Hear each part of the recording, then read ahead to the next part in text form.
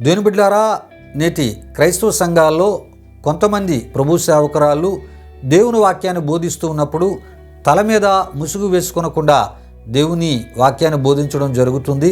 వారు అలా బోధిస్తూ ఉన్నప్పుడు వారి ద్వారా దేవుని వాక్యాన్ని వింటున్న విశ్వాసులైనటువంటి స్త్రీలు వారు కూడా ముసుగు వేసుకొనకుండానే వాక్యం వినడమే కాకుండా ఆరాధనల్లో ప్రార్థనల్లో కూడా ముసుగు వేసుకొనని వారిగా విశ్వాసులైన స్త్రీలు కూడా ఉండుటను మనం చూస్తున్నాం. అయితే ఇలాంటి వారు తెలుసుకోవాల్సినటువంటి విషయం ఏంటంటే, యేసు ప్రభువారు ప్రపంచాలకు ఒక అద్భుతమైనటువంటి మాదిరిని చూపినటువంటి దేవునిగా మనం చూస్తూ ఉన్నాం.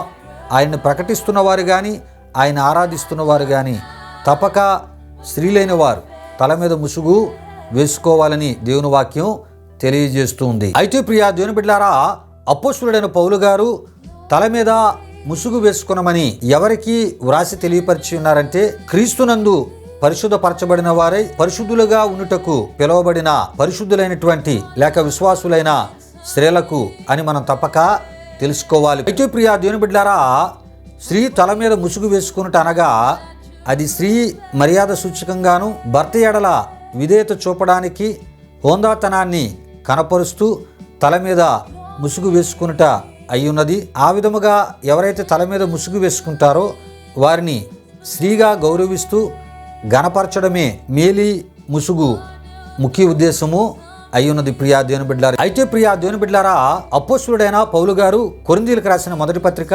11వ అధ్యాయం 3లో, ఎఫెసీయులకు రాసిన పత్రిక 5వ అధ్యాయం 22-24లో స్త్రీకి శిరస్సు పురుషుడనియు పురుషునికి శిరస్సు క్రీస్తనియు వ్రాసి తెలియపరచుటను మనం చూడగలం. అంటే భర్తకు భార్య చూపే విధేయత మర్యాదను ఆధ్యాత్మిక విధానములో దైవక్రమాన్ని పాటిస్తూ క్రీస్తుకు అదే విధానములో మర్యాదను విధేయతను చూపుటే స్త్రీ తల మీద ముసుగు వేసుకొను ఆత్మీయ అర్థమునై ఉన్నది. గనుక ప్రియా దేవుని బిడ్డలారా, తల మీద ముసుగు వేసుకొని బోధించుట, తల మీద ముసుగు వేసుకొని ప్రార్థించుట అది దేవుని గౌరవించుట, దేవునికి విధేయత చూపుట అయి ఉన్నది.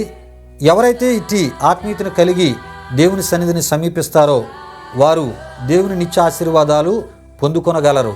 ఆమేన్.